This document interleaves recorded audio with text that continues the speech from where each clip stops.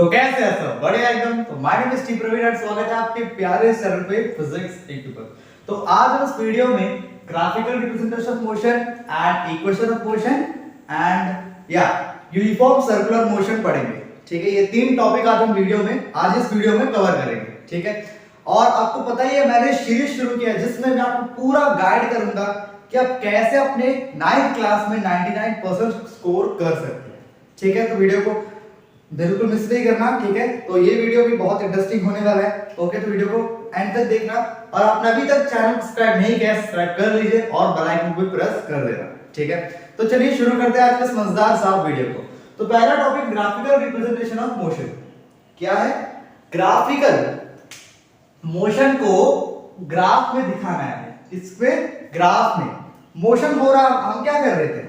Motion speed का formula distance by time. ठीक है, हम ऐसे पढ़ रहे थे, हम प्रैक्टिकल एग्जांपल से पढ़ रहे थे, बट यहां पर हम क्या करेंगे? मोशन को ग्राफ में कैसे रिप्रेजेंट करते हैं वो अभी हम इस वीडियो में पढ़ेंगे, इस टॉपिक में पढ़ेंगे। ठीक है, तो चलिए अभी शुरू करते हैं। अभी यहां पे समझो, अभी यहां पर ग्राफ है ना, ग्राफ हमें क्या बताता है? सबसे इंपॉर्टेंट चीज, ठीक है, ग्राफ हमें क्या बताता है? क्या है ग्राफ? ग्राफ हमें रिलेशन बताता है। क्या बताता है? रिलेशन। मतलब अभी यहां पर देखिए, कुछ भी है, ये ग्राफ है, यहां पर टाइम है, यहां पर डिस्टेंस है। क्या डिस्टेंस है? ठीक है, ये ग्राफ हमें क्या बताएगा? मान लो ऐसे हो रहा है।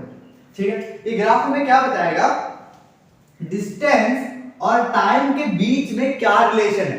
अगर टाइम इतना हो तो डिस्टेंस कितना होगा, अगर डिस्टेंस इतना रहेगा तो टाइम कितना होगा। तब मतलब एक ग्राफ बताता क्या है? हमें रिलेशन बताता है दोनों के बीच में। ठीक है, एक एग्जांपल था, ऐसे बहुत सारे एग्जांपल, तो याद रखना ग्राफ हमें रिलेशन बताता है।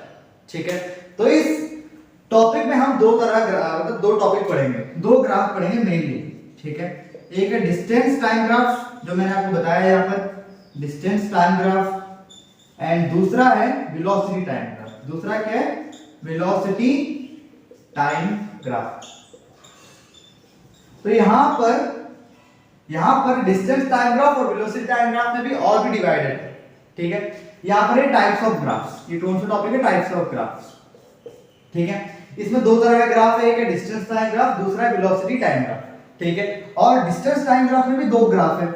ठीक है, एक होता है यूनिफॉर्म मोशन के लिए, दूसरा नॉन यूनिफॉर्म मोशन के लिए। ऐसे ही वेलोसिटी टाइम ग्राफ में भी तीन तरह के ग्राफ। ठीक है, लेकिन सब कुछ इंपॉर्टेंट है, तो वीडियो के एंड तक देखना और प्लीज इस टॉपिक को भी मिस नहीं करना। ठीक है, तो चलिए अभी पढ़ते हैं पहले डिस्टेंस टाइम ग्राफ। तो यहाँ पर डिस्टेंस टाइम ग्राफ को हम दो ग्राफ में पढ़ेंगे। ठीक है, एक है यूनिफॉर्म मोशन, एक होगा नॉन यूनिफॉर्म मोशन के लिए। ठीक है, तो पहले हम पढ़ते हैं यूनिफॉर्म मोशन के लिए। ठीक है, मतलब डिस्टेंस और टाइम के बीच में रिलेशन निकालना है, किसके बीच में? यूनिफॉर्म मोशन के लिए। ठीक है, अब यहां पर देखो, ये ग्राफ बनाता हूं, यहां पर टाइम है। ठीक है, टाइम को रिप्रेजेंट करता हूं t से। ठीक है, और यहां पर डिस्टेंस है, यहां पर क्या है? डिस्टेंस को मैं d से रिप्रेजेंट करता हूं। ठीक है, तो डिस्टेंस को मैं x से रिप्रेजेंट करता हूं। किससे? x। ओके, अब यहां बोलोगे यहां पर तो x एक्सिस होता है, यहां पर y एक्सिस होता है। यहां पर एक्सिस का बात नहीं है, मैंने यहां पर जो डिस्टेंस है ना उसको मैंने रिप्रेजेंट किया है x से। जैसे एक्सेलरेशन को a से करते हैं, वेलोसिटी को v से करते हैं, ऐसे मैंने यहां पर डिस्टेंस को x से कर दिया। ऐसा कोई बात नहीं है, s से भी कर सकते हो। ठीक है, तो यहां पर टाइम और डिस्टेंस के बीच में रिलेशन है। ठीक है, अभी हम निकालेंगे पहले यूनिफॉर्म मोशन के लिए। अभी यहां पर यूनिफॉर्म मोशन में कैसा ग्राफ बनेगा डिस्टेंस और टाइम के बीच में? देखो यहां पर डिस्टेंस है। ठीक है, डिस्टेंस। ओके, तो हमेशा याद रखना, हमेशा स्ट्रेट लाइन बनेगा। कैसे बनेगा? हमेशा स्ट्रेट लाइन बनेगा ग्राफ। यूनिफॉर्म मोशन के लिए हमेशा स्ट्रेट लाइन ग्राफ बनता है, हमेशा याद रखिए, बहुत इंपॉर्टेंट है। ठीक है, ठीक है, अभी यहां पर यूनिफॉर्म मोशन का डेफिनेशन क्या है बोलिए? इन इक्वल डिस्टेंस कवर होता है इक्वल टाइम में, that is called uniform motion, है ना। तो यहां पर देखो, अभी बनाते हैं इसके इंटरवल्स। यहां पर 1 2 3 4 5, यहां पर 1 2 3 4 5 6। चलो, यहां पर एक इसमें यहां पर डिस्टेंस है, यहां पर टाइम है, मतलब ये 1 सेकंड 2 सेकंड 3 सेकंड, यहां पर 1 मीटर 2 मीटर 3 मीटर ऐसे करके। ठीक है, तो अभी देखो यहां पर यूनिफॉर्म मोशन का ऐसे ही ग्राफ क्यों बना? यूनिफॉर्म मोशन का डेफिनेशन है इक्वल डिस्टेंस होगा। क्या होगा, हमेशा याद रखना, इक्वल डिस्टेंस होगा, और टाइम की इक्वल हमेशा होता ही है, ठीक है। अभी आप ध्यान दो, 1 सेकंड में कितना ट्रैवल कर रहा है, एक सेकंड में 1 मीटर ट्रैवल किया। देन नेक्स्ट 1 सेकंड में कितना ट्रैवल कर रहा है, ध्यान से देखना, दूसरे पेन से लिखता हूं, ठीक है, ध्यान से।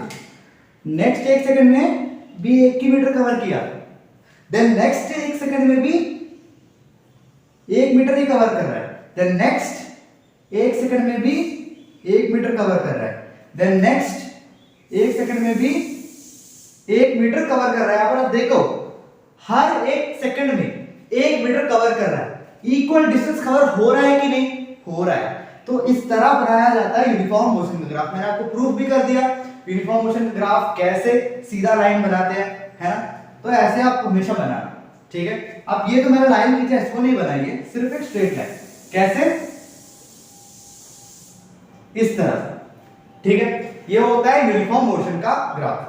अभी यहां पर इंपॉर्टेंट चीज है, ग्राफ हमें देता क्या है, हमें ग्राफ बताता क्या है। हमें ये पता चल गया डिस्टेंस और टाइम के बीच में रिलेशन पता चल गया, है ना, कि दोनों मतलब यूनिफॉर्म में है। लेकिन ये ग्राफ हमें देता क्या है, अब ध्यान से देखो, डिस्टेंस और टाइम क्या होता है, स्पीड। ये ग्राफ हमें क्या बताता है, ग्राफ हमें बताता है स्पीड के बारे में।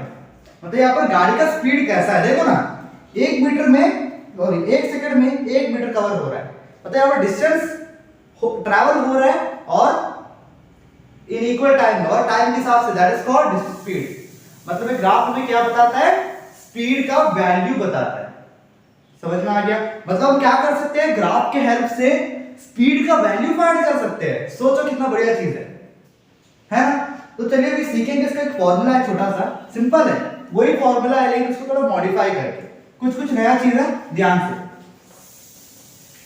ठीक है। अभी ध्यान से यहां पर देखो, सॉरी डिस्टर्ब हो रहा है, ठीक है, कुकर बज रहा है वहां पर, छोड़ो। अभी यहां पर देखिए, अभी मुझे यहां पर, यहां से, ठीक है, यहां तक मान लो पॉइंट ए है, ये पॉइंट बी है, यहां से यहां तक कितना स्पीड था, मतलब स्पीड का वैल्यू कितना था, हमें फाइंड करना है, ठीक है। अभी अपन मान लो राघव अंकल जा रहे थे, ठीक है, राघव अंकल यहां से यहां तक कार चला के जा रहे थे बढ़िया से, ठीक है। अभी राघव अंकल का ए पॉइंट से बी पॉइंट तक का स्पीड कितना था, हमें फाइंड करना है। अभी ध्यान से देखो, अभी यहां मतलब यहां पे 3 से 5 मीटर का बीच में, 3 से 5 मीटर का बीच में अंकल का स्पीड कितना था, और तब टाइम कितना हो रहा था, टाइम हो रहा था 3 से 5। अरे सेम है यार, देखो सेम है, देखो सेम ही होगा, मैं समझाऊंगा आगे कैसे सेम होगा। अभी यहां पर मैंने कैसे बोल दिया टाइम इतना इतना। अभी यहां पर देखो, इसका सीधा लाइन कहां पर है, 3 मीटर में, इसका सीधा 5, इसका सीधा यहां पर 5 में, इसका सीधा यहां पर 4 में, तो ऐसे, ठीक है। अभी यहां पर डिनोट किया जाता है टाइम को t से, ठीक है। तो सबसे पहले कौन आता है 4, तो इसको मैं t1 से डिनोट करूंगा, ठीक है, इसको मैं t1 से डिनोट करूंगा, इसको t2 से, ठीक है, फर्स्ट एंड सेकंड। ऐसे ही यहां पर इसको मैं x1 से, इसको x2 से। x1 क्यों, क्योंकि x मैंने डिस्टेंस को माना था ना, रिप्रेजेंट किया, तो ये x1 है, ये x2 है, ठीक है, समझ में आ गया।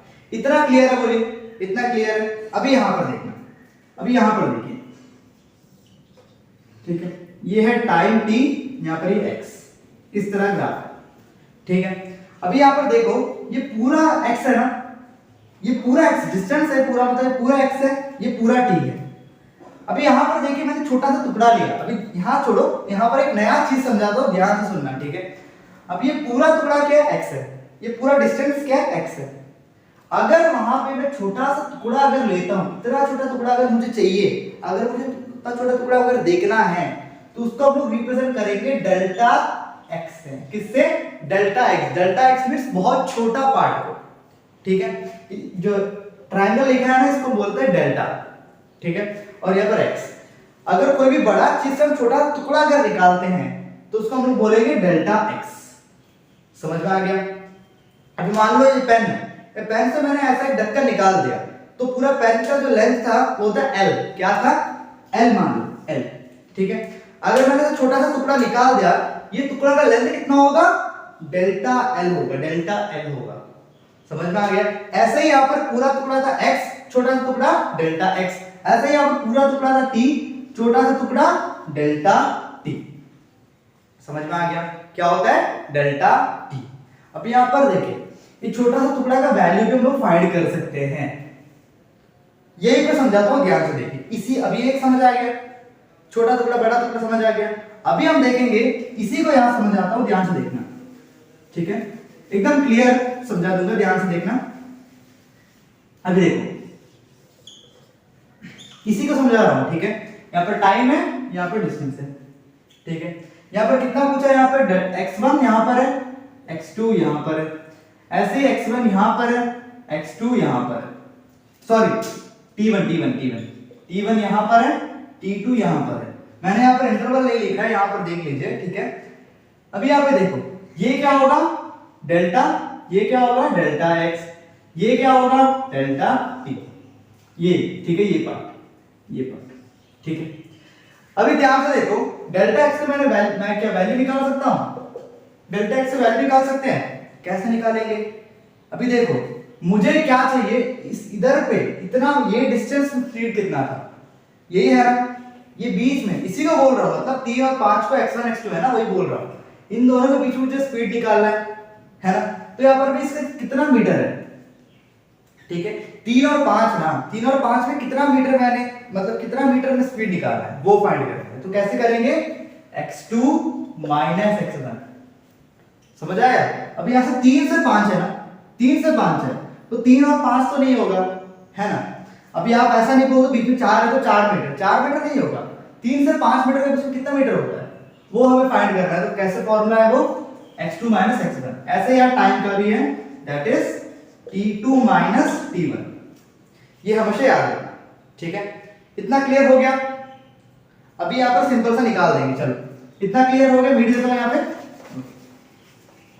ओके, यहां देखो अभी ध्यान से देखना। अभी और भी इंपॉर्टेंट चीज बताने वाला हूं, ध्यान से, ठीक है। अभी यहां पे देखो मुझे यहां से यहां पे चाहिए, ठीक है, मुझे यहां से यहां पे चाहिए, ठीक है। मैं स्पीड को डिनोट करता है s से, स्पीड को डिनोट कर दिया मैंने s, स्पीड है स्पीड, ओके। तो यहां पर डिस्टेंस क्या होगा, delta x by delta t। क्यों delta x by delta t, क्यों, क्योंकि यहां पर इसको मैंने क्या माना डेल्टा x, इसको मैंने डेल्टा t माना, ठीक है। तो delta x by delta t, तो यहां पर हम इसको कैसे लिख सकते हैं, x2 minus x1 divided by t2 minus t1, इसे ऐसे लिख सकते हैं ना, डेल्टा x को x2 minus x1, delta t को t2 माइनस t1। तो इस तरह से फॉर्मूला बन गया। तो इंपॉर्टेंट फॉर्मूला नोट कर लीजिए, ठीक है, ओके। लेकिन आपको इसका जो नोट्स है आपको मेरे टेलीग्राम चैनल मिल जाएगा, ठीक है, लिंक डिस्क्रिप्शन में है, जाके ज्वाइन हो जाइए, ये मेरा लिंक है, ठीक है। तो यहाँ पर अभी चलिए फाइंड करते हैं इसका वैल्यू, इसका स्पीड कितना है। मैंने जैसा बोला a से b का स्पीड कितना है, ठीक है, चलिए यहाँ पर फाइंड करते हैं। x1 का वैल्यू कितना है, x1 का वैल्यू है 3, x2 का वैल्यू कितना है 5, ठीक है। देन t1 का वैल्यू कितना है 3, t2 का वैल्यू कितना है 5। तो इस फॉर्मूला में रख के हम स्पीड निकाल देंगे। ये फॉर्मूला किसके लिए है, अप्लाई करते हैं यूनिफॉर्म मोशन के लिए, क्या फाइंड करने के लिए, स्पीड फाइंड करने के लिए, हमेशा याद रखना, ठीक है। देन चलिए अभी रखते हैं इसमें values, x2 minus x1, x2 5 minus 3 है ना, x2 5 है, x1 3 है, देन यहां पर 5 माइनस 3 कितना आ गया 2/2, मतलब आंसर 1। तो स्पीड कितना आया 1 मीटर पर सेकेंड। अभी यहां पर देखिए स्पीड 1 मीटर पर सेकेंड आया। आप यहां पर कहीं में भी स्पीड चेक कर लीजिए, आंसर 1 मीटर पर सेकेंड ही आएगा। क्यों, बिकॉज यहां पर यूनिफॉर्म है, हर बार इक्वल डिस्टेंस कवर होगा इक्वल टाइम में, इक्वल डिस्टेंस हर बार इक्वल टाइम, मतलब स्पीड भी हर बार इक्वल होगा, ठीक है। तो यहां पर आप कहीं में भी चेक कर लो, स्पीड हमेशा 1 मीटर पर सेकेंड ही आएगा, ठीक है। लेकिन सिर्फ इस ग्राफ के लिए। अभी यहां पर मान लो मैंने जैसे एग्जांपल देता था हमेशा, 5 सेकंड में 10 मीटर कवर कर रहे हैं अंकल, ऐसे नेक्स्ट 5 सेकंड में 10 मीटर कवर कर रहे हैं, तो वहां पर स्पीड अलग होगा इसके हिसाब से। लेकिन वो जो ग्राफ यूनिफॉर्म होगा तो उसमें स्पीड कितना होगा, बराबर जो वैल्यू आएगा वो हर बार सेम होगा, ठीक है, यूनिफॉर्म मोशन के लिए, ठीक है। तो समझ आ गया यूनिफॉर्म मोशन में ग्राफ कैसे बनाया जाता है और वैल्यू कैसे फाइंड करते हैं। ठीक है, तो अभी चलिए पढ़ते हैं नॉन यूनिफॉर्म मोशन के लिए ग्राफ। बहुत इंटरेस्टिंग है और बहुत इजी भी है। ठीक है, तो चलिए अभी देखते हैं नॉन यूनिफॉर्म मोशन में ग्राफ कैसे बनाया जाता है। ठीक है, लेकिन यहाँ पर दो कंडीशन है। नॉन यूनिफॉर्म मोशन का मतलब पहले समझो, अनइक्वल डिस्टेंस कवर हो रहा होगा इक्वल टाइम में। ठीक है, मतलब यहाँ पर पॉइंट ए मान लो, पॉइंट बी मान लो। ठीक है, यहां से यहां तक 5 सेकंड में 10 मीटर कवर हो रहा है, नेक्स्ट 5 सेकंड में 2 मीटर कवर हो रहा है, नेक्स्ट 5 सेकंड में 3 मीटर कवर हो रहा है। तो यहां पर देखो हर बार अनइक्वल डिस्टेंस कवर हो रहा होगा सेम टाइम। तो इस तरह के मोशन को बोलेंगे नॉन यूनिफॉर्म मोशन। ये तो हम सबको पता ही है ना। ठीक है, तो अभी चलिए देखेंगे यहां पर दो कंडीशन बन रहा है। अभी यहां पर देखो, यहां पर ध्यान से देखना, यहां पर नेक्स्ट बना 9 मीटर पर सेकंड, देन यहां पर बना 7 मीटर। देन नेक्स्ट 5 सेकंड में 6 मीटर बना, 6 में तो 3 मीटर बना। ठीक है, अभी यहां पर देखो ध्यान से, यूनिफॉर्म ये तो नॉन यूनिफॉर्म मोशन है, लेकिन कैसा है, इंक्रीजिंग है कि डिक्रीजिंग है? 10 9 7 3, हर 5 सेकंड में क्या हो रहा है, अनइक्वल डिस्टेंस आ रहा है। लेकिन डिस्टेंस कैसा है, मतलब टाइम बढ़ते बढ़ते डिस्टेंस क्या हो रहा है, डिस्टेंस कम हो रहा है। तो ये कंडीशन है। ठीक है, और ऐसा भी तो हो सकता है टाइम के बढ़ते बढ़ते डिस्टेंस भी बढ़ रहा हो, सॉरी हाँ या तो वही डिस्टेंस भी बढ़ रहा हो। यहाँ टाइम 5 सेकंड है, यहाँ पर डिस्टेंस है 10 मीटर, यहाँ पर 15, यहाँ पर 17, यहाँ पर 33 मीटर। देखो यहाँ पर 5 सेकंड में 10, 5 सेकंड में 15, 5 सेकंड में 17, 5 सेकंड में 33 मीटर। तो यहाँ पर क्या हो रहा है, डिस्टेंस इंक्रीज कर रहा है। तो यहाँ पर दो कंडीशन बनते हैं, एक है डिक्रीजिंग, एक है इंक्रीजिंग। पहले पढ़ते हैं इंक्रीजिंग के लिए कैसे ग्राफ बनेगा और डिक्रीजिंग के लिए कैसे ग्राफ बनेगा। समझ में आया? नॉन यूनिफॉर्म है, ठीक है, नॉन यूनिफॉर्म में भी इंक्रीजिंग हो सकता है, डिक्रीज भी हो सकता है। नॉन यूनिफॉर्म है भाई, अनइक्वल डिस्टेंस है, इंक्रीज करो या डिक्रीज करो। ठीक है, अभी यहाँ पर इंक्रीजिंग के लिए अलग ग्राफ होगा, डिक्रीजिंग के लिए अलग ग्राफ होगा। पहले हम पढ़ेंगे इंक्रीजिंग के लिए। किसके लिए पहले पढ़ेंगे? पहले हम पढ़ेंगे इंक्रीजिंग के लिए, increasing of distance with time. ठीक है, चलो देखो इसके लिए ग्राफ कैसा बनेगा, सिंपल है। देखो यहां पर टाइम t, यहां पर डिस्टेंस x, समझ में आ रहा है अभी? ठीक है, यहां पर डिस्टेंस, यहां पर टाइम। अभी यहां पर ऐसा ग्राफ बनेगा कुछ इस प्रकार। टाइम क्या हो रहा है, अगर इंक्रीज कर रहा है, इंक्रीज कर रहा है मतलब डिस्टेंस ज्यादा होगा, तो उसका ग्राफ कुछ इस प्रकार बनेगा। ठीक है, अभी यहां पर देखो ध्यान से, सीधा जा रहा है, सीधा जाके कुछ इधर मुड़ा, इधर मुड़ा मतलब क्या हो रहा है, क्या हो रहा है, इंक्रीज कर रहा है, ऊपर जा रहा है। देखो यार, इंक्रीज कर रहा है, तो इस प्रकार बनेगा इंक्रीजिंग ऑफ डिस्टेंस ग्राफ। ठीक है, समझ आ गया? क्लियर है? अभी यहां पर एक चीज बोलना भूल गया था, सॉरी, यहां पर मैं बोलना भूल गया था स्लोप। तो स्लोप क्या है? स्लोप मतलब ये फिसलना, नो स्लोप का मतलब है ग्राफ में स्लोप होता है। अब एक चीज है, अगर हम कोई भी ग्राफ में, यही पे देखो, अगर हम कोई भी ग्राफ का पॉइंट में, ठीक है, अगर कोई टैंजेंट लेते हैं, टैंजेंट इससे लाइन खींचेंगे, उसको बोलते हैं हम लोग, क्या बोलते हैं, टैंजेंट। सॉरी बोलना भूल गया था, इसको बोलते हैं हम लोग टैंजेंट। ठीक है, इसको जो भी लाइन खींचेंगे उसको बोलते हैं हम लोग टैंजेंट। ठीक है, और टैंजेंट हमें क्या बताता है, वो ग्राफ क्या देता है हमें, बोला था मैंने क्या देता है, स्पीड। तो टैंजेंट हमें स्पीड का वैल्यू बताता है। क्या बताता है? स्पीड का वैल्यू बताता है। अगर यहाँ पर डिस्टेंस इंक्रीज कर रहा है बोलने से स्पीड क्या कर रहा है, इंक्रीज कर रहा है। ठीक है, समझ में आ रहा है? तो यहाँ पर टैंजेंट हमें स्पीड बताता है। तो ऐसे मैंने पिछले केस में क्या था, इस तरह का ग्राफ था। यहाँ पर टैंजेंट बनाओ सीधा, देखो टैंजेंट ऊपर ही बनता है। ठीक है, मतलब वहां पे स्लोप का वैल्यू होगा, स्लोप क्या देता है, स्पीड देता है। स्पीड क्या था, delta x by delta t। तो याद रखना फर्स्ट केस का है, ठीक है, ये फर्स्ट केस का है, ये लिख लीजिए। ठीक है, अब यहाँ पर slope of distance time graph हमें क्या देता है, delta x by delta t। ठीक है, कौन सा केस में था, यूनिफॉर्म मोशन का केस में। ठीक है, समझ में आ गया? स्लोप देखो, स्लोप मतलब पॉइंट हम लोग डॉट लो, वहां से टैंजेंट खींचो, उसे बोलेंगे हम लोग स्लोप। टैंजेंट खींचे, उसको बोलेंगे हम लोग स्लोप। ये पूरा पॉइंट डाले, टैंजेंट खींचे, ये पोर्शन को बोलेंगे स्लोप। स्लोप हमें क्या देता है, स्पीड देता है। ठीक है, तो यहाँ पर पिछले केस में स्पीड कैसा था, delta x by delta t। ठीक है, तो ऐसे नोट कर लीजिए। ठीक है, अब यहाँ पर सेम वही कंडीशन है। यहाँ पर हमने यहाँ पर देखा एक पॉइंट, देखो सिंपल चीजें देखो।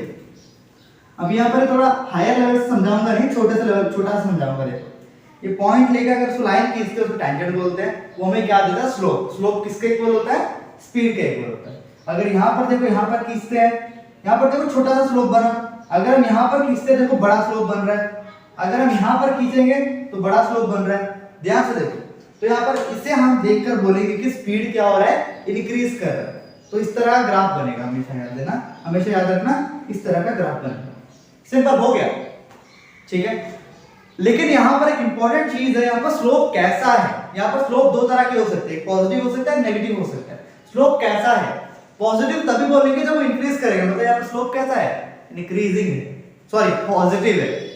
ठीक है, समझ में आ रहा है? चलो फिर से समझाता हूं। ऐसा ग्राफ है, इसका जो स्लोप क्या देता है? स्पीड है। ठीक है, अब यहाँ पर स्लोप कैसा है? स्लोप है पॉजिटिव। क्यों पॉजिटिव है? बिकॉज ये इंक्रीज कर रहा है, इसीलिए पॉजिटिव है, ऐसा याद रखो। ठीक है, समझ में आ गया? ठीक है, अभी यहाँ पर आ जाओ। अभी हम पढ़ेंगे डिक्रीजिंग के लिए ग्राफ।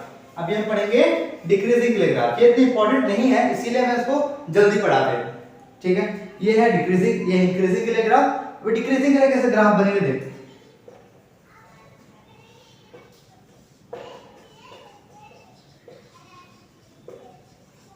ठीक है, डिक्रीजिंग का ग्राफ इस तरह से बनेगा। ये है टाइम, ये है डिस्टेंस। ठीक है, डिक्रीजिंग के लिए ग्राफ ना, डिक्रीजिंग मतलब कम होना, डिस्टेंस का कम होना। यहाँ पर देखो टाइम बढ़ रहा है, टाइम देखो यहाँ पर, डिस्टेंस देखो यहाँ पर आ गया। देखो डिस्टेंस मतलब बहुत इंक्रीज कर रहा है, लेकिन यहाँ पर इस तरह होगा। ठीक है, डिस्टेंस यहाँ पर इस प्रकार होगा। ठीक है, अभी यहाँ पे देखो ये बढ़ रहा है, बाद में धीरे धीरे धीरे धीरे क्या हो रहा है? धीरे धीरे घट जा रहा है। तो इस तरह से ग्राफ बनेगा। अब यहाँ अच्छा से नहीं बना, सॉरी। ठीक है, इस तरह से ग्राफ बनेगा। अगर यहाँ पर हम क्या ले, इसका स्लोप चेक करें कैसा होगा। देखो अब स्लोप उस तरफ आ गया, इसके लिए स्लोप कैसा होगा? इसका स्लोप होगा नेगेटिव, मतलब यहाँ पर नेगेटिव स्पीड होगा। क्या होगा? Negative speed. क्यों? क्योंकि स्पीड कम हो रहा है, इसीलिए यहाँ पर नेगेटिव स्पीड। और यहाँ पर कैसा होगा? और इस जगह पर पॉजिटिव स्पीड होगा। ठीक है, क्योंकि ये इंक्रीज कर रहा है, सिंपल चीज। ठीक है, समझ आ गया? यही था पहला डिस्टेंस और टाइम ग्राफ में दोनों था, uniform and non uniform. Uniform में मैंने समझा दिया स्लोप किसके इक्वल होता है? Delta x by delta T. ठीक है, और उसको कैसे हम क्वेश्चन सॉल्व करते हैं वो भी मैंने बता दिया। और इसमें मैंने आपको नॉन यूनिफॉर्म मोशन में दो तरह के कंडीशन बने, एक इंक्रीजिंग होता है और डिक्रीजिंग होता है। क्या होता है डिक्रीजिंग? डिस्टेंस। ठीक है, decreasing of distance with respect to time. ठीक है, ओके। तो इसके लिए ग्राफ इस तरह बनेगा, इसके लिए ग्राफ इस तरह बनेगा एग्जाम में। लेकिन अभी टैंजेंट सब नहीं लिखना, ठीक है? डिस्टेंस हमेशा बस इस तरह बनाना, और यहाँ पे भी सिर्फ इस तरह। ठीक है, और अगर आप कभी लिखते हो स्लोप हो तो स्लोप हो आपको अगर ग्राफ में लिखना है तो पेंसिल यूज करना, अगर बाहर आप लिखते हो तो पेंसिल यूज करो। ठीक है, समझ में आ गया? अभी चलिए बढ़ते हैं next, that is velocity time graph. तो अभी देखते हैं हम वेलोसिटी टाइम ग्राफ। ठीक है, अभी यहाँ पर आप समझ में क्या आ रहा है? वेलोसिटी टाइम ग्राफ है, ये हमें क्या देता है? ये हमें एक्सेलरेशन का वैल्यू देता है। ठीक है, ये हमें एक्सेलरेशन का वैल्यू बताता है। तो अभी देखिए यहाँ पर इस पहला जो टॉपिक है that is velocity time graph for a body moving, sorry लिखना भूल गया, for a body moving with constant velocity. अभी हम ग्राफ बनाएंगे वेलोसिटी टाइम ग्राफ में। ठीक है, अगर कोई बॉडी मूव करता है कांस्टेंट वेलोसिटी, मतलब वेलोसिटी चेंज नहीं हो रहा है, मतलब वेलोसिटी एकदम सेम है, मतलब जाता है लेकिन वेलोसिटी कैसा है? एकदम सेम है, 10 मीटर पर सेकंड मान लो, वो ऐसा ही रहेगा, मतलब चेंज वहां पर नहीं हो रहा है। तो इस तरह के केस में कैसे ग्राफ बनेगा देखिए। यहां पर टाइम को t ले लेता हूं, वेलोसिटी को v। ठीक है, ये वेलोसिटी, यहां पर टाइम। ओके, तो टाइम यहां पर इंटरवल लिख देता हूं 2 3 4 5 6 7, ऐसे यहां पर 1 2 3 4 5 6 7। ठीक है, अभी यहां पर देखो ग्राफ बनेगा, एक मिनट, 1 2 ऐसा नहीं लिखना है, वेलोसिटी तो ज्यादा वैल्यू होगा, 10 मीटर पर सेकंड, 20, 30, 40, 50, 60, यहाँ पर 70। ठीक है, मान लो वेलोसिटी 50 मीटर पर सेकंड में जा रहा है, तो मतलब इस तरह ग्राफ बनेगा। टाइम तो चल रहा है लेकिन वेलोसिटी चेंज नहीं हो रहा। अगर वेलोसिटी चेंज होता तो एक बार 10 होता, एक बार 30 होता, एक बार 60 होता, लेकिन ऐसा नहीं है। वेलोसिटी यहाँ पर कांस्टेंट है, मतलब एक बार सेम वैल्यू में टाइम के साथ जा रहा है। ठीक है, तो यहाँ पर कैसे ग्राफ बनेगा, इस प्रकार से यहाँ पर ग्राफ बनेगा। ठीक है, तो याद हो गया कैसे बनेगा। तो देखो ना कैसे बनाना है, तो टाइम सेम है, चेंज नहीं हो रहा है, मतलब स्ट्रेट लाइन में जाएगा। टाइम तो जा रहा है तो वेलोसिटी भी सेम है। ठीक है, ओके। अभी यहाँ पर आपका जो क्वेश्चन पूछा जाएगा इस तरह के ग्राफ से, वो होगा, अभी अगर इसको हम यहाँ पे इसको मान लो T1, इसको मान लो T2। ठीक है, इसको मान लो T1, इसको मान लो T2। ठीक है, T1 2 सेकंड में, तो इस तरह और इस तरह। तो यहां पे आपको डिस्प्लेसमेंट फाइंड करो अगर आपसे बोलता है तो आप कैसे फाइंड करेंगे। अभी आप बोले आप तो एक्सेलरेशन इससे निकाल सकते हैं, हाँ निकाल सकते हैं। डिस्टेंस यहाँ वेलोसिटी, यहाँ पर टाइम है, लेकिन यहाँ पर वेलोसिटी चेंज ही नहीं हो रहा है, तो यहाँ पर एक्सेलरेशन का कोई मतलब ही नहीं है ना। एक्सेलरेशन क्या है, वेलोसिटी चेंजेस होना चाहिए, लेकिन यहाँ वेलोसिटी कांस्टेंट है, तो एक्सेलरेशन का काम नहीं है यहाँ पर। ठीक है, ओके ना। ठीक है, एक्सेलरेशन का मतलब ही है वेलोसिटी चेंज होना, बट यहाँ पर वेलोसिटी कांस्टेंट है, तो इसीलिए यहाँ पर एक्सेलरेशन का काम नहीं है। ठीक है, इस चीज के लिए सर। ओके, अब यहाँ पर हमें पूछा जाएगा कि डिस्प्लेसमेंट हम कैसे फाइंड करें। ठीक है, मतलब डिस्प्लेसमेंट फाइंड करो फिर बोलेंगे, तो हम कैसे फाइंड करेंगे, देखो ध्यान से। अभी यहाँ पर मान लो इसको A, इसको B, इसको C, इसको D। ठीक है, A B C D, ये किस जैसा दिख रहा है, रेक्टेंगल जैसा। देखो यार रेक्टेंगल जैसा दिख रहा है, उतना अच्छा नहीं दिख रहा है रेक्टेंगल जैसा, लेकिन मान लो रेक्टेंगल है। ठीक है, मैंने अच्छे से नहीं बनाया, तो ऐसा कर लेते हैं, तो छोटा कर लेते हैं। ठीक है, थोड़ा मान लो 40 चल रहा है, तो छोटा हो गया। ठीक है, तो A B C D, अभी रेक्टेंगल दिख रहा है, हाँ अभी दिख रहा है रेक्टेंगल। तो अभी इसका बीच में क्या होगा, इसका अगर एरिया, ये जो एरिया है बीच में, ये क्या एरिया है, रेक्टेंगल का एरिया। अगर हम रेक्टेंगल का एरिया फाइंड कर दे तो हमें डिस्प्लेसमेंट की वैल्यू पता चल जाएगा। कैसे, देखो सिंपल चीजें देखो, यहां पर ध्यान से ऑब्जर्व करना जो भी बता रहा हूं। ठीक है, जो भी बता रहा हूं ध्यान से ऑब्जर्व करना। अब यहां पे देखो ए बी, क्या ए बी और सी डी इक्वल है। देखो ए बी इक्वल है सी डी के, ऐसा लिख देता हूं बी ए। ठीक है, बी ए इक्वल है सी डी के। ठीक है, ये किसके इक्वल है, ये इक्वल है वेलोसिटी का। देखो इधर था, अभी यहां पर आ गया, वेलोसिटी ऐसे चल रहा है, देखो ऐसे, तो ये किसके इक्वल है, ये वेलोसिटी के इक्वल है। ठीक है, वेलोसिटी के इक्वल है। और ये किसके इक्वल है, BC is equals to AC, क्या AD। ये किसके इक्वल है, BC और AD किसके इक्वल है, टाइम के इक्वल है। सीधा देखो किसके इक्वल है, टाइम के इक्वल है। समझ में आया, देखो AB और CD ये किसके इक्वल है, वेलोसिटी के इक्वल है। देखो सीधा देखो कहां पर जा रहा है, वेलोसिटी के इक्वल है। और BC और AD किसके इक्वल है, टाइम के इक्वल है। ठीक है, ये क्लियर हो गया। ठीक है, बढ़िया, वेरी गुड। ठीक है, अभी ध्यान से देखना, इसका रेक्टेंगल का एरिया कैसे निकालेंगे। एरिया ऑफ रेक्टेंगल बोलिए क्या होता है, yes very good, length into breadth. ठीक है, लेंथ इनटू ब्रेड्थ। ठीक है, अभी यहां पर लेंथ क्या है, लेंथ ये है, ब्रेड्थ ये है। ठीक है, लेंथ मालूम है, यहां पर पहले ब्रेड्थ लिख देता हूं। ठीक है, ब्रेड्थ है BA। ठीक है, इनटू लेंथ क्या है, लेंथ है AD। चलो लेंथ क्या है, AD। ओके, अभी BA क्या है, यहां देखो BA क्या है, BA किसके इक्वल है, वेलोसिटी का। CD और BA एक ही है। ठीक है, तो वेलोसिटी के इक्वल है। ठीक है, इनटू AD किसके इक्वल है, AD इक्वल है टाइम का। ये क्या है, area of rectangle, area of rectangle. ठीक है, अभी ध्यान से देखो, वेलोसिटी और टाइम क्या होता है, वेलोसिटी और टाइम डिस्प्लेसमेंट। वेलोसिटी का फॉर्मूला क्या होता है, वेलोसिटी का फॉर्मूला होता है डिस्प्लेसमेंट बटे टाइम, डिस्प्लेसमेंट बाय टाइम। तो अभी क्या हो गया, वेलोसिटी इनटू टाइम है, मतलब displacement is equals to velocity into time. तो यहां पर दे दिया ना, देखो कैसे फाइंड करें हम, ये था वेलोसिटी, ये था टाइम, ठीक है।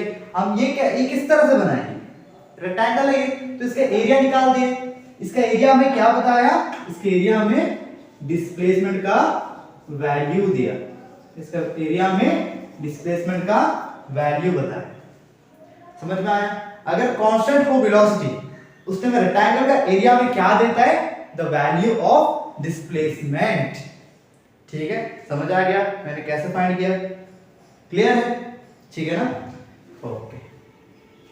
तो ऐसे फाइंड किया जाता है। अब यहाँ पर आप आराम से ये निकाल सकते हो, वैल्यू निकाल सकते हो, करके एक क्वेश्चन कर ले, ठीक है। तो हमेशा याद रखना, एरिया ऑफ रेक्टेंगल में क्या देता है, एरिया ऑफ रेक्टेंगल में डिस्प्लेसमेंट का वैल्यू देता है। तो प्लीज इसे स्क्रीनशॉट ले लो, लेकिन मैं आपको नोट प्रोवाइड कर दूंगा, टेलीग्राम चैनल का लिंक डिस्क्रिप्शन में ज्वाइन हो जाओ, ठीक है, ओके। अगर आप लिंक अगर काम नहीं करता तो क्या करना है, आपको टेलीग्राम में जाना है, वहां पर लिखना फिजिक्स ईक्यू, चैनल का नाम ये है, ठीक है, फिजिक्स ईक्यू लिखे आपको मिल जाएगा, ज्वाइन हो जाएगा, ठीक है। जब ये चैप्टर हो जाएगा मैं कल या परसों तक या नरसों तक, ठीक है, आपको नोट्स प्रोवाइड कर दूंगा, ठीक है। अभी चलिए सब क्वेश्चन करते हैं मिड डे से, ओके।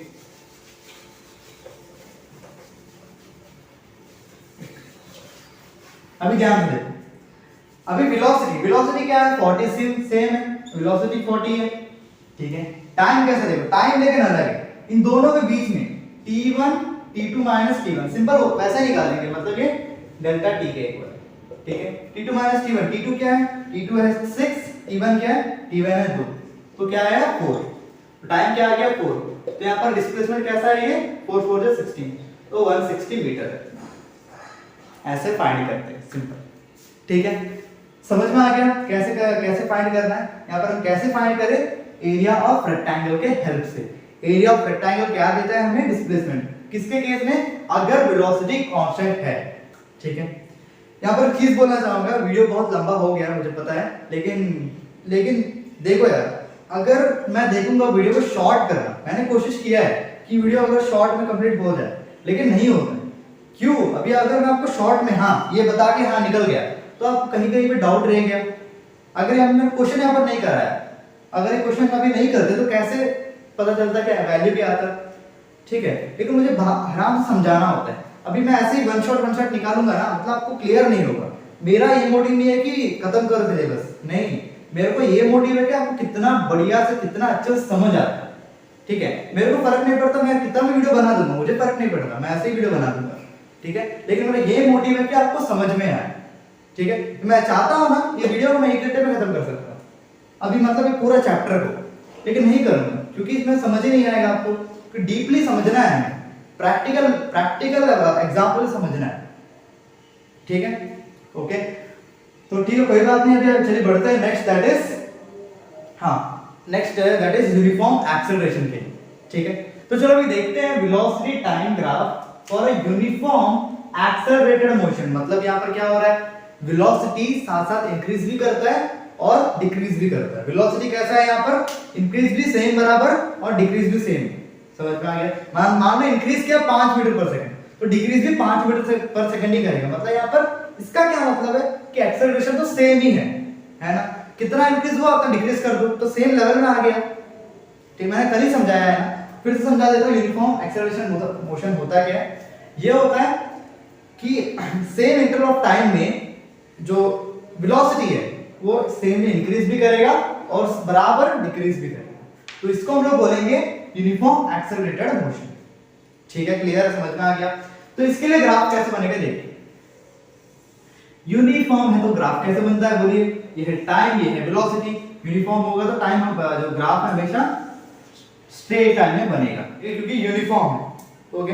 तो अभी ध्यान से देखो, ये 0, ये 1, ये 2, यहाँ पर 3, यहाँ पर 4, यहाँ पर 5, यहाँ पर 6, यहाँ पर 10, यहाँ पर 20, यहाँ पर 30, यहाँ पर 40, यहाँ पर 50, यहाँ पर 60, यहाँ पर 70, चलो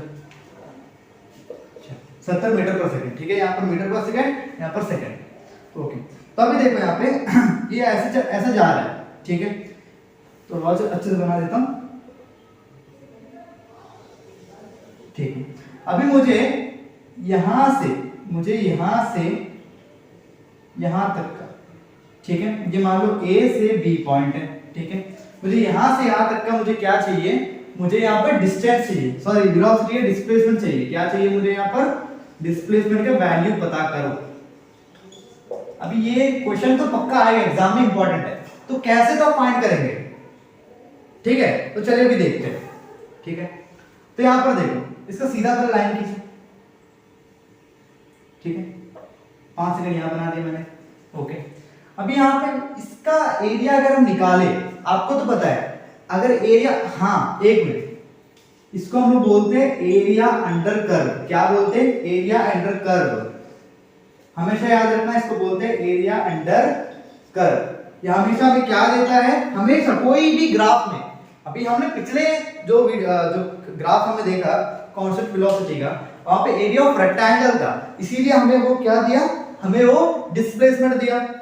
वहां पर आप ऐसे भी बोल सकते हो, एरिया अंडर कर्व हमेशा हमें क्या देता है, डिस्प्लेसमेंट का वैल्यू देता है। ठीक है, तो वहां पर भी एरिया अंडर कर्व मतलब ये कर्व होता है, ठीक है, जो लाइन है कर्व, कर्व मतलब जो लाइन होता है उसको कर्व बोलते हैं। ठीक है, एरिया अंडर कर्व, जो कर्व का जो एरिया अंडर है, ठीक है, अंदर में जो एरिया है वो हमेशा हमें क्या देता है, डिस्प्लेसमेंट का वैल्यू देता है। तो वेरी इंपॉर्टेंट थिंग, अभी नोट करिए, वीडियो को पॉज कर नोट करो। ठीक है, एरिया अंडर कर्व हमेशा हमें डिस्प्लेसमेंट का वैल्यू देता है। ठीक है, तो यहां पर इसका एरिया हमें क्या देगा, डिस्प्लेसमेंट का वैल्यू। लेकिन ऐसा कोई चीज है, आपने ऐसा कोई चीज देखा, ये टेढ़ा बन गया, इस जगह पे इस तरह बनेगा, यहां पर मैं 5 कर देता हूं, सिंपल, हमारा कैलकुलेशन सिंपल है। ठीक है, ओके, यहां पर भी टेढ़ा है। ठीक, अभी यहां पर देखो, इस तरह का कोई चीज है, नहीं है ना, इस तरह का कोई, देखो इस तरह दिख रहा है, तो इस तरह का चीज कोई हमने देखा, नहीं देखा। तो अभी इसका एरिया हम कैसे फाइंड करेंगे, इसका एरिया हम कैसे फाइंड करेंगे, तो देखो आपको क्या करना है, यहाँ पे एक लाइन खींचना है। ठीक है, क्या करना है, आपको एक लाइन खींचना है, इसके ए बी, इसका मान लो डी, सॉरी सी मान लो, इसको डी मान लो, इसको ई मान लो। ठीक है, ये ए बी सी, यहाँ पर डी, यहाँ पर ई। ठीक है, तो ऐसा सीधा हम सीक्वेंस में चलो, तो ई यहाँ पर डी मान लो। ठीक है, ए बी सी डी। ठीक है, तो इस तरह से बन गया। मैंने यहाँ पर देखो, मैंने यहाँ पर लाइन खींच दिया, यहाँ पर भी देखो दो चीज बन गया, यहाँ पर एक रेक्टेंगल, यहाँ पे ट्रायंगल। ये रेक्टेंगल है, देखो आप इस तरह से देखोगे तो छोटा दिख रहा है, अगर इधर से देखो ये लंबा है, ये छोटा है, तो एक रेक्टेंगल है। तो यहाँ से आप वैल्यू फाइंड कर सकते हो, रेक्टेंगल का एरिया फाइंड कर सकते हो, यहाँ से ट्रायंगल का एरिया फाइंड कर सकते हो। अगर आप दोनों का एरिया फाइंड करके इसको ऐड कर दे तो हमें क्या मिल जाएगा, डिस्प्लेसमेंट, ऐसे। ठीक है, तो चलो फाइंड करते हैं। ठीक है, area area of rectangle, area of rectangle, क्या रेक्टेंगल कैसा है, A E D C, A E D C plus area of triangle, plus area of triangle. क्यों प्लस कर रहे हैं, क्यों प्लस कर रहे हैं, बिकॉज ऑफ, क्योंकि हमें पूरा एरिया चाहिए, तो ये एरिया निकालो, ये एरिया निकालो, दोनों को ऐड करो, ये पूरा एरिया मिल जाएगा, इसीलिए उसको ऐड कर रहे हैं। ठीक है, तो रेक्टेंगल कैसा है, एबीसी, तो सॉरी ट्रायंगल कैसा है, एबीसी। तो इन दोनों का हमें एरिया पता करना है। तो चलो, रेक्टेंगल का एरिया क्या होता है, लेंथ इनटू ब्रेड्थ। ठीक है, यहां पर लेंथ हो गया एई इनटू नीचे ईडी। ठीक है, यहां पर पैसे भी लिख सकते हो, ये दोनों किसके इक्वल है, वेलोसिटी का, ये दोनों किसके इक्वल है, टाइम का। लिख देता हूं, ठीक है, ए ई और सी डी किसके इक्वल है, वेलोसिटी के इक्वल है। ठीक है, और यहां पर A C is equals to E D, किसका इक्वल है, टाइम के इक्वल है। ठीक है, यहां पर देखो ए ई इंटू ई डी। ठीक है, okay, then plus area of triangle क्या होता है, half length into breadth, sorry half length into breadth बोल रहा, हाफ परपेंडिकुलर इनटू बेस, है ना। तो यहां पर क्या हो गया, हाफ परपेंडिकुलर क्या है, BC बाय AC। यहां पर BC क्या है, यहां पर देखो BC आके किसके इक्वल है, तो वेलोसिटी यहाँ पर मैं ऐसे लिख सकता हूँ, ठीक है। तो ऐसे इसी प्रकार मैं यहाँ पे AC किसके इक्वल है, AC तो लिखा है मैंने, AC टाइम के इक्वल है, ठीक है। तो क्या है यहाँ पर BC इंटू AC, इसका वैल्यू फाइंड करो, आपको डिस्प्लेसमेंट का वैल्यू मिल जाएगा। तो ठीक है, तो AE क्या है, AE, ठीक है, AE किसके इक्वल है, AE इक्वल है, देखो 0 से 10, यहाँ से 0 से 30, तो कितना हो गया 30, AE कितना हो गया 30। ED मतलब यहाँ से यहाँ टाइम, तो टाइम है 3 से 5, तो डेल्टा T यहाँ पर है, डेल्टा T है पूरा T छोटा t, delta T T2 T1 मतलब 5 - 3 कितना हो गया 2, ओके। ऐसा ही यहाँ पर, लेकिन आपको फॉर्मूला याद होना चाहिए, फॉर्मूला ऐसे निकाला जाता है, ठीक है, फॉर्मूला ये है, ऐसे करा जाता है, ओके। ये तो सिंपल है, अगर आपको ये कॉन्सेप्ट पता चल जाए कि निकाला कैसे जाता है, कॉन्सेप्ट इज पावर, आपको पता चल गया तो आप आराम से इसका आगे आराम से कर सकते हो, है ना, ठीक है। देन हाफ BC आके 30, यहाँ पर, तो यहाँ पर 55 आ रहा है, तो मैं 50 रख देता हूँ यहाँ पर हमारा सिंपल कैलकुलेशन के लिए। तो यहाँ पर BC क्या है, BC आकर 40 से 50 और 30 से 40, ठीक है, मतलब 30 से 40, तो यहाँ पर क्या डेल्टा V क्या बन गया, V2 - V1। अब डेल्टा V क्या है, डेल्टा V क्या है, ये बुरा भी छोटा डेल्टा V, सिंपल वही चीज फंडा, यहाँ पर वही काम आता है, ठीक है।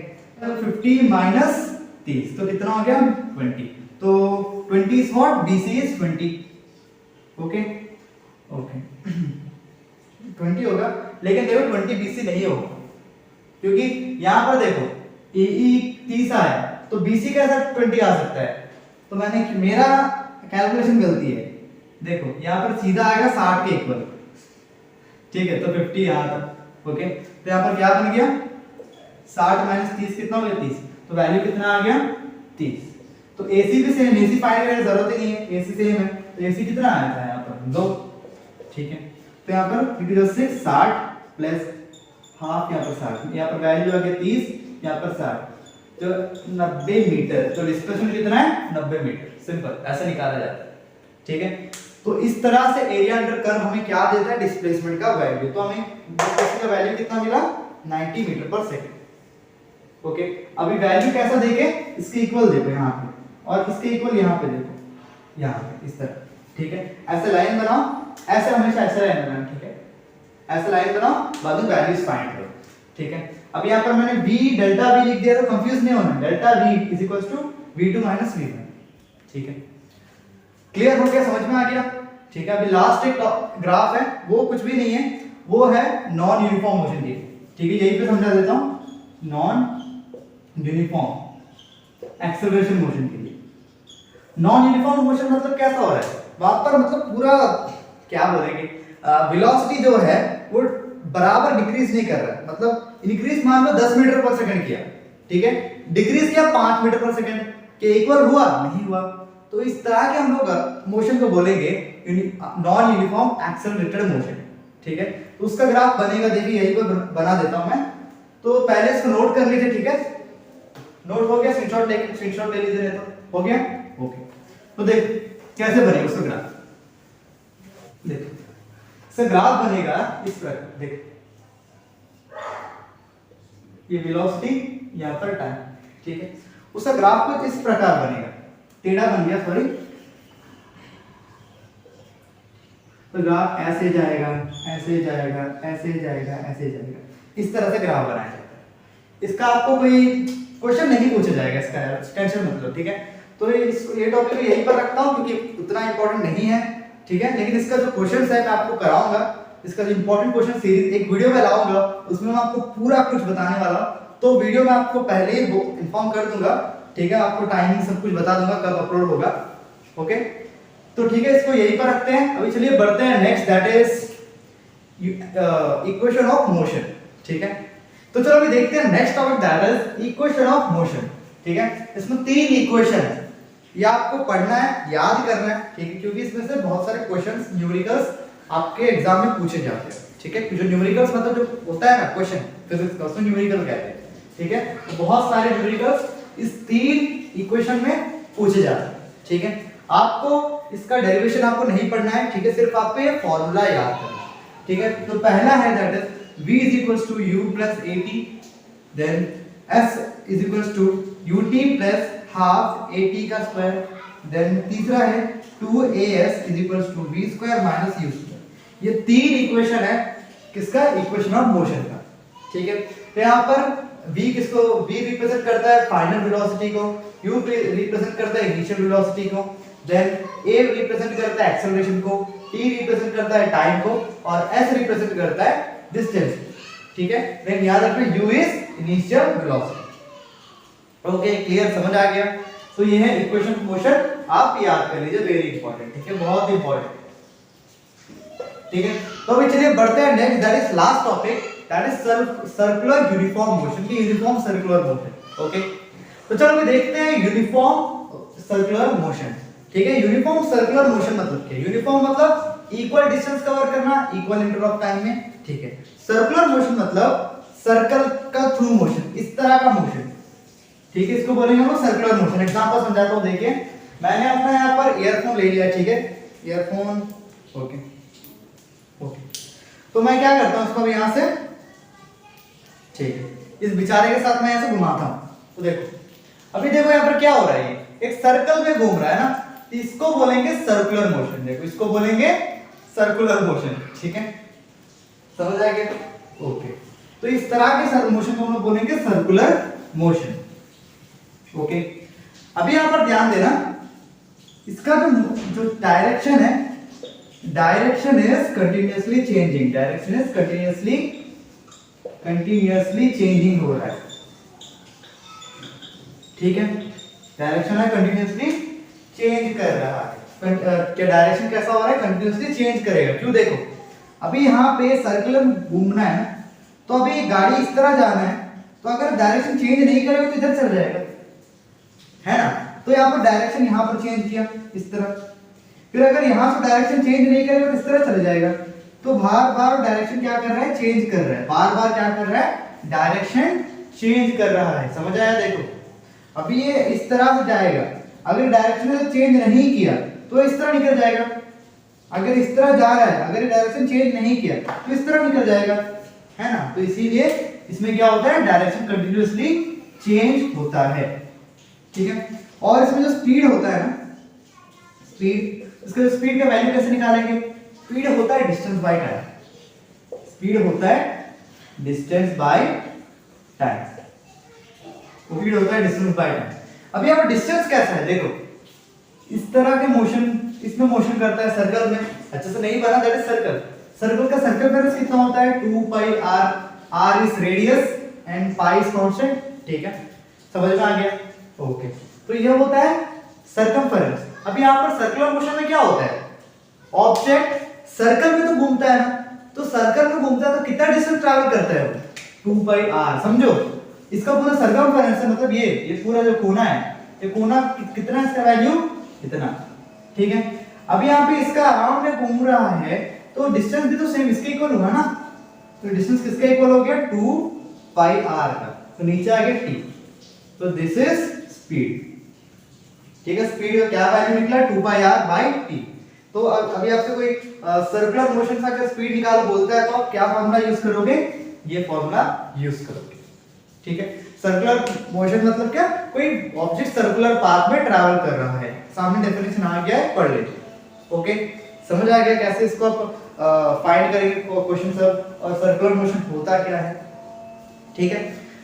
ओके, तो कंप्लीट हो गया आज का वीडियो, लेकिन एक चीज है, सामने में आ गया होगा, इसे पढ़ लीजिए, एग्जांपल्स है, ठीक है, इसे पढ़ लीजिए। ओके, देन पॉज करके पढ़ लेना, ठीक है। आज का वीडियो कंप्लीट हो गया और हमारा चैप्टर भी पूरा समाप्त हो गया है। ओके, वीडियो बहुत लंबा हो गया, लेकिन कोई बात नहीं, हमारा टॉपिक, हमारा जो कॉन्सेप्ट है, सब कुछ बढ़िया से क्लियर हो गया। ग्राफ कैसे, ग्राफ का क्वेश्चन कैसे सॉल्व करें, ग्राफ को हमने डीपली से सीखा, ठीक है। समझ में आ गया? आज का वीडियो कैसा लगा प्लीज कमेंट में बोलिएगा, ठीक है, कमेंट करो यार, तभी मुझे पता चलेगा कि आपको समझ में आया कि समझ में नहीं आया।